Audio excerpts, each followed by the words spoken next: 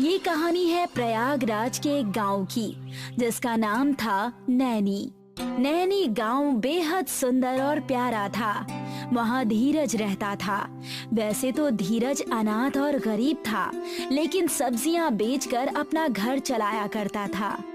सब्जी ले लो, सब्जी ले लो, आ जाओ सब्जी ले लो। भैया टमाटर कितने के दिए? टमाटर तो 50 रुपए किलो है। इतना महंगा टमाटर मुझे नहीं लेना, मैं कहीं और देख लेता हूँ। दुकान खोले पूरा एक दिन हो गया था, लेकिन व्यापार बिल्कुल भी नहीं चल रहा था। तब एक औरत वहाँ आई और कहने लगी, क्या आप मुझे अपनी सारी दुकान बेच सकते हैं? लगता है ये बड़े घर की बेटी है, मेरा पूरा दुकान खरीदने आई है। जी क्यों नहीं, सिर्फ 2000 रुपए में ये दुकान आप ले लीजिए। ये लो 2000 रुपए। वो औरत धीरज को पैसे देकर चली गई। पहले तो धीरज बहुत खुश हुआ, उसके बाद उसे पता चला कि वो नकली 2000 के नोट हैं। क्या जमाना आ गया है, कोई भला करना ही नहीं चाहता किसी का। थोड़े से पैसे जो आ रहे थे वो भी उस औरत ने लूट लिए। क्या करूं, कहाँ जाऊं? धीरज अपने दुकान लूटने से परेशान था ही कि वहाँ पर एक भिखारी आया और धीरज से कहने लगा, कुछ खाने को दे दो, अगर एक केला ही दे दोगे तो क्या हो जाएगा। देख बुड्ढे, मेरी दुकान पहले से ही लुट गई है, मुझे और परेशान मत कर। सिर्फ 4 दर्जन केला रखा है, अगर मैं तुझे ये भी दे दूंगा तो मैं रात को क्या खाऊंगा? मुझे बड़े जोरों की भूख लगी है, तुम कुछ नहीं बस 2 केले ही दे दो। अगर इसे नहीं दिया तो यहाँ रहकर ये मेरा सर खाता रहेगा, इसे मैं केला दे ही देता हूँ। धीरज ने अपने पास रखे कुछ केलों में से उसे 2 केले दे दिए, जिसे खाकर भिखारी वहाँ से चला गया। जोरदार बारिश हो रही थी। इतनी तेज बारिश है, ठंड लग रही है, कहाँ जाऊँ, किसके पास जाऊँ? अगर रात भर यहाँ रुक गया तो ठंड से मर जाऊंगा। तब भिखारी की नजर सामने वाले घर पर पड़ती है, जो धीरज का होता है। भिखारी हिम्मत बांधकर धीरज के घर पहुंचता है और कहता है, क्या तुम मुझे एक रात के लिए अपने घर में रख लोगे? तुम पागल हो गए हो क्या? तुम्हारी मैंने थोड़ी सी मदद क्या की, तुम तो सर पर चढ़ रहे हो। रात हो चुकी है, बारिश भी बहुत ज्यादा है, मुझे ठंड भी लग रही है, बिजलियां कड़क रही हैं, बस एक रात के लिए ही जगह दे दो। अच्छा, आ जाओ। उस रात भिखारी धीरज के घर में ही रुक जाता है। सुबह हो जाती है, बारिश भी कम हो जाती है। धीरज की आंख खुलती है तो वो देखता है कि वो भिखारी सुबह सुबह ही अपने झोले में से मिर्चियाँ निकाल कर खा रहा था। तुम इतनी सुबह सुबह उठकर मिर्चियाँ क्यों खा रहे हो? आप उठ गए? ये मिर्चियाँ कोई ऐसी वैसी मिर्चियाँ नहीं है, इसे खाने से मुझे अब दिन भर भूख नहीं लगती। मुझे उससे क्या मतलब, तुम जाओ और अपना काम करो। चलो, सुबह हो गई और बारिश भी नहीं हो रही। भिखारी धीरज के घर से चला जाता है।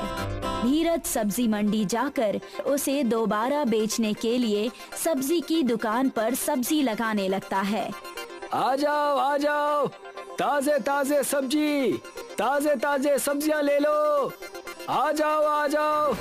पूरा दिन बीत जाता है, लेकिन धीरज के दुकान से कोई भी सब्जी नहीं खरीदता। तब धीरज तंग आ जाता है और दुकान बंद करके घर जा ही रहा होता है कि उसकी नजर टीले पर पड़ती है, जहां भिखारी रात को सो रहा होता है। और तब धीरज कहता है, असली जिंदगी तो इसी की है, ना कोई फिक्र ना कोई काम, पूरा दिन यहाँ वहाँ घूमो, लोगों से पैसे मांगो, किसी ने दे दिया तो मौज, और सब अब दे ही देते हैं, और रात को मस्त आराम से सो जाओ। उतने में ही वहाँ पर एक सांप आ जाता है और उस भिखारी को काट कर चला जाता है, और दूर खड़ा धीरज ये सब चीजें देख लेता है। सांप, काट लिया। अरे बाप रे, इसे तो सांप ने काट लिया। मुझे इसे एक सपेरे के पास लेकर जाना होगा। धीरज भिखारी को अपने साथ लेकर आ जाता है और उसका इलाज करवाता है। सपेरा उस सांप के जहर को निकाल देता है। सही समय पर आपने ला दिया, वरना इनकी जान खतरे में आ सकती थी। ये आपके क्या लगते हैं? ये मेरे दुकान के सामने वाला भिखारी है, पता नहीं कब वहाँ से जाएगा। जब से आया है तब से मेरी जिंदगी बर्बाद कर दी है। कुछ दिन बीत जाते हैं। भिखारी पहले से ज्यादा ठीक हो जाता है और धीरज से कहता है, तुमने मेरी जान बचाई, इसलिए मैं तुम्हें एक उपहार दे रहा हूँ। मेरे इतने भी बुरे दिन नहीं आए हैं कि मैं एक भिखारी से उपहार लूंगा। ये मैं तुम्हारे फायदे के लिए ही कह रहा हूँ। भिखारी कुछ मिर्चियाँ निकाल कर धीरज को दे देता है और कहता है, ये कोई मामूली मिर्चियाँ नहीं है, बड़े सिद्ध पुरुषों के साथ रहने की वजह से ये मुझे मिले हैं। इससे तुम अपने खेत में बो दोगे तो तुम्हारी फसल में से हीरे की मिर्चियाँ निकलेंगी। क्या बकवास है, अगर ऐसा होता तो तुम खुद ना इसे इस्तेमाल कर लेते, मुझे थोड़ी ना देते। मैं एक सज्जन व्यक्ति को ही ढूंढ रहा था जो मुझे तुम में नजर आया है। ये जादुई मिर्चियाँ तुम्हारे पास ही रखो। भिखारी धीरज को मिर्चियाँ देकर वहाँ से चला जाता है और कुछ दिन बीत जाते हैं। अब भिखारी उस टीले या उसके आसपास कहीं भी नजर नहीं आता। धीरज उन मिर्चियों को देखकर सोचता है, क्यों ना मैं ये मिर्चियाँ एक बार बो कर देख ही लूं, कहीं उस भिखारी की बात सच निकली तो। धीरज उन मिर्चियों को लेकर अपने घर के आंगन में कुछ जगहों पे बो देता है। देखते ही देखते कुछ दिन बीत जाते हैं। उन मिर्चियों की फसल में से रोशनी आने लगती है। धीरज उसे देखकर वहां जाता है। ये रोशनी कैसी? इसे खोद कर देखता हूँ, लगता है मिर्चियाँ उग आई हैं। धीरज जैसे ही उन मिर्चियों को तोड़ता है, उसे वहाँ पर हीरे की मिर्चियाँ नजर आती है, जिसे देखकर वो बहुत खुश हो जाता है। उस भिखारी की बात तो सच निकली, ये तो हीरे की मिर्चियाँ हैं। फसल पूरी हीरे की है, मजा आ गया। हे भगवान, तेरा लाख लाख शुक्र है। धीरज उन हीरे की मिर्चियों की मदद से बहुत बड़ा आदमी बन जाता है। नया घर, व्यापार सब कुछ खड़ा कर लेता है। अब उसके पास नौकर चाकर सभी होते हैं। आज उस भिखारी की मदद से मेरे पास इतना सब कुछ है, लेकिन वो कहाँ है ये मुझे नहीं पता। उस टीले के पास जाकर देखता हूँ, शायद वो मुझे वहाँ मिल जाए। मालिक, आप कहो तो आपके साथ मैं भी चलूं? तुम मेरे साथ आकर क्या करोगे भला, लेकिन इतनी जिद कर रहे हो तो चलो। धीरज और उसका नौकर उसी टीले के पास जाते हैं और वहां जाकर देखते हैं कि भिखारी वहीं सो रहा है। धीरज उसे उठाकर उससे कहता है, तुम यहाँ सो रहे हो? मैंने तुम्हें कहाँ कहाँ नहीं ढूंढा। मुझे पता था तुम मेरे पास जरूर आओगे। मैं अनाथ बच्चा था जिसका कोई ठिकाना नहीं था। हर व्यक्ति मेरे नादानी का फायदा उठाया करता था। मैंने बस आपकी जान बचाई, उसके बदले में आपने मेरा जीवन ही बदल दिया। मैं चाहता हूँ कि आप मेरे साथ चलकर मेरे घर में रहें। मैं जरूर चलूंगा। मेरा भी इस जीवन में कोई नहीं है। मेरा एक बेटा था जो बिल्कुल तुम्हारे जैसा दिखता था, इसीलिए मैं तुमसे ही मदद मांगा करता था। धीरज उस भिखारी को लेकर अपने घर चला आता है। हीरे की मिर्चियों की मदद से धीरज कई सारे व्यापार भी खोल लेता है और खुशी खुशी सुखी जीवन बिताने लगता है। सुजीत और मधु शहर के एक कारखाने में काम किया करते थे। शांति कल माँ को फोन किया था। अच्छा, कैसी तबीयत है उनकी? बोल रही थी कि आजकल उनकी तबीयत कुछ खास नहीं रहती। तो आपने क्या कहा? मैंने कहा कि डॉक्टर को दिखा आइए। अच्छा किया, एक बार डॉक्टर देख ले तो तसल्ली मिल जाएगी। वो भी है, पर फिर भी मुझे कुछ ठीक नहीं लग रहा। हाँ जानती हूँ आपको उनकी चिंता हो रही है, पर हम काम छोड़कर जा भी नहीं सकते ना। हाँ वो बात तो है। खैर फिलहाल हम अपना काम करते हैं। सुबह से शाम तक दोनों सिलाई मशीन चलाया करते थे और ड्यूटी के बाद वही नजदीक की झोपड़ी में रहते थे और यही थी उनकी जिंदगी, रोज मेहनत करना और गरीबी में जीवन गुजारना। एक रात सुजीत गहरी नींद में था कि उसे लगा जैसे उसकी माँ उसे पुकार रही है। सुजीत, बेटा सुजीत, लौट आ। माँ की आवाज सुनकर उसकी नींद खुल गई और वो पसीने में लथपथ माँ के बारे में सोचने लगा। हे राम, मेरी माँ ठीक हो। मधु की भी नींद खुल गई। क्या बात है, आप इतने परेशान क्यों हैं? माँ मुझे पुकार रही है, जरूर कुछ गड़बड़ है, हमें गांव चलना चाहिए। ठीक है। सुबह की पहली बस पकड़कर दोनों गांव पहुँचे और घर पहुँचे थे कि सुजीत की माँ बिस्तर पे अपनी आखिरी सांसें लेती हुई। माँ, माँ। तू आ गया बेटा, भगवान ने मेरी सुन ली। तुझे देखे बगैर मैं कैसे मर सकती थी। माँ ऐसी बात मत बोलो, तुम्हें कुछ नहीं होगा। नहीं बेटा, मेरा आखिरी समय आ गया है। तुझे ये राज बता के मरूं, यही ख्वाहिश थी। कैसा राज? जादुई मिर्ची का राज। जादुई मिर्ची? मेरी अलमारी में एक लकड़ी का डिब्बा है, उसके अंदर मिर्ची के बीज हैं। जादुई मिर्ची, उसे खेतों में बो दे और मिर्ची उगा। जादुई मिर्ची तेरी हर इच्छा पूरी करेगी। इतना बोलकर सुजीत की माँ चल बसी। माँ। सुजीत और मधु फूट फूट कर रोए। माँ जी।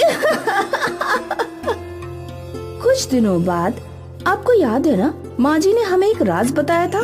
हाँ मधु। ये रहे वो जादुई मिर्ची के बीज। हमें इन्हें खेतों में बो देना चाहिए। हाँ, पर इसमें काफी समय लगेगा। कोई बात नहीं, हो सकता है हमारी किस्मत बदल जाए। अगले दिन सुजीत और मधु दोनों खेत में गए और मिर्ची के बीजों को खेतों में बो दिया। अब हमें इन जादुई मिर्चियों के उगने का इंतजार करना होगा।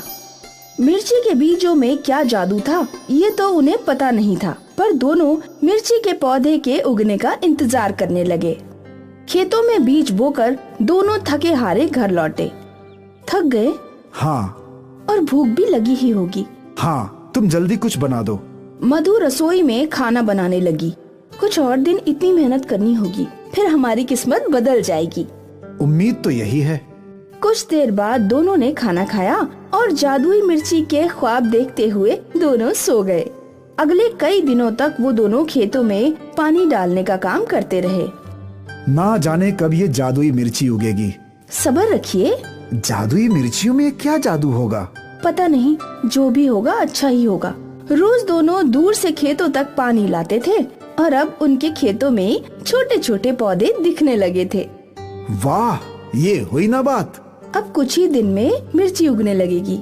हाँ, और इनमें क्या जादू है वो भी पता चल ही जाएगा। हाँ, इतने दिनों की कड़ी मेहनत के बाद आज सुजीत और मधु के चेहरों पर मुस्कान आई थी। अगर तुम नहीं होती तो मैं अकेले कैसे ये सब करता।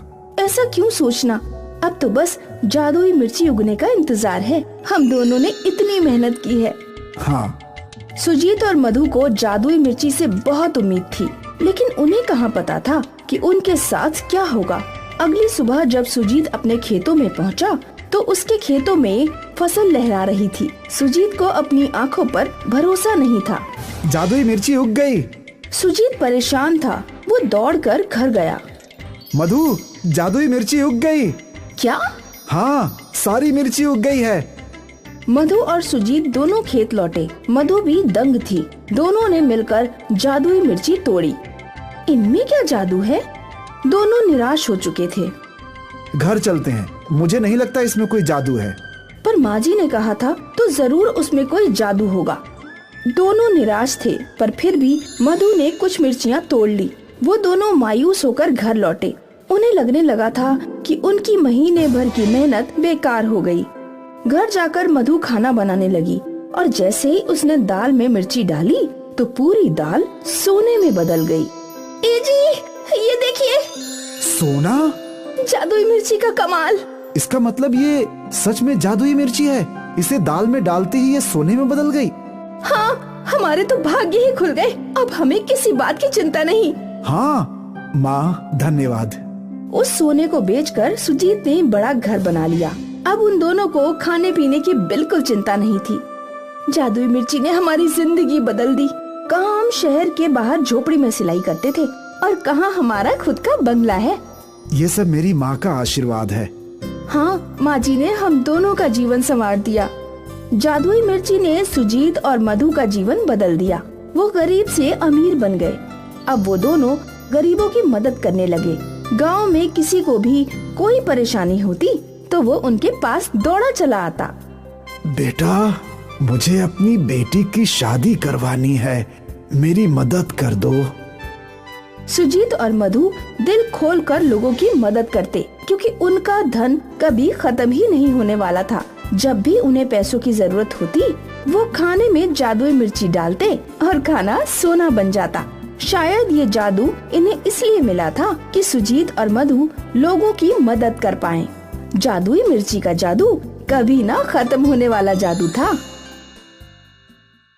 श्रवण और शांति शहर में मजदूरी किया करते थे। शांति, गांव से माँ का फोन आया था। क्या कहा माँ ने? बोल रही थी कि आजकल उनकी तबीयत ज्यादा खराब रहने लगी है। तो आपने क्या कहा? मैंने डॉक्टर को दिखाने बोला है। अच्छा किया, एक बार डॉक्टर देख ले तो तसल्ली मिल जाएगी। वो भी है, मैं सोच रहा हूँ कि इस महीने ज्यादा पैसे मनी ऑर्डर कर दूं। माँ के इलाज में पैसे तो लगेंगे ही ना। हाँ बिल्कुल, चलिए अब मैं काम करती हूँ, वरना सुपरवाइजर देखेगा तो डांटेगा। हाँ हाँ। सुबह से शाम तक दोनों मजदूरी करते थे। श्रवण और शांति ने एक छोटा सा झोपड़ा किराए पर लिया था। शाम को काम के बाद वो लोग रूखा सूखा खाकर सो जाते थे और यही थी उनकी जिंदगी, रोज मजदूरी करना और गरीबी में जीवन गुजारना। एक शाम को श्रवण और शांति घर पहुँचे ही थे कि उनका पड़ोसी उनके पास आया। भैया, तुम्हारे गांव से किसी का फोन आया था, कह रहा था कि तुम्हारी माँ की तबीयत बहुत ज्यादा खराब है, तुम्हें जल्द से जल्द गांव बुलाया है। हे राम। चलिए, अभी रात की बस मिल जाएगी हमें। हाँ।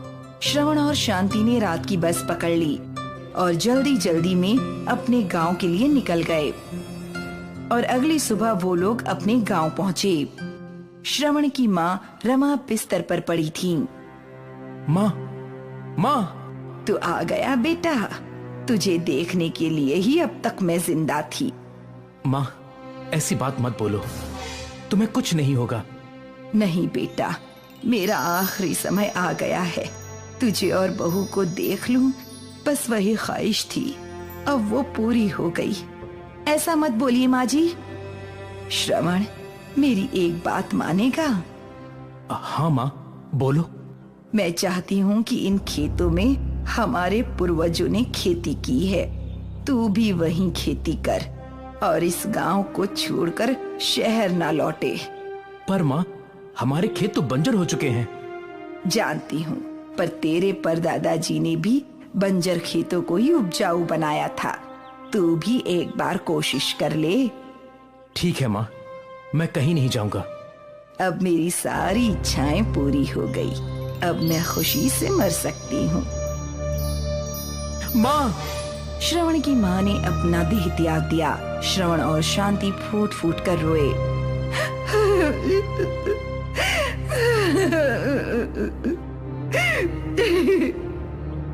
कुछ दिनों बाद, आपको याद है ना, माँ जी की आखिरी इच्छा यही थी कि हम खेती करें।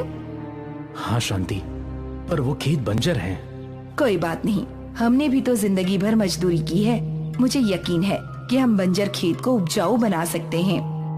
हाँ, बना तो सकते हैं, पर इसमें काफी समय लगेगा।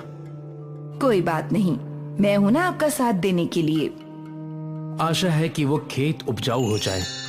अगले दिन श्रवण और शांति दोनों खेत में गए। यहाँ तो बड़े बड़े पत्थर हैं, पहले हमें इन सबको हटाना होगा। हाँ चलो। शांति और श्रवण ने मिलकर बड़े बड़े पत्थर हटाए और फिर मिट्टी को पीटने लगे।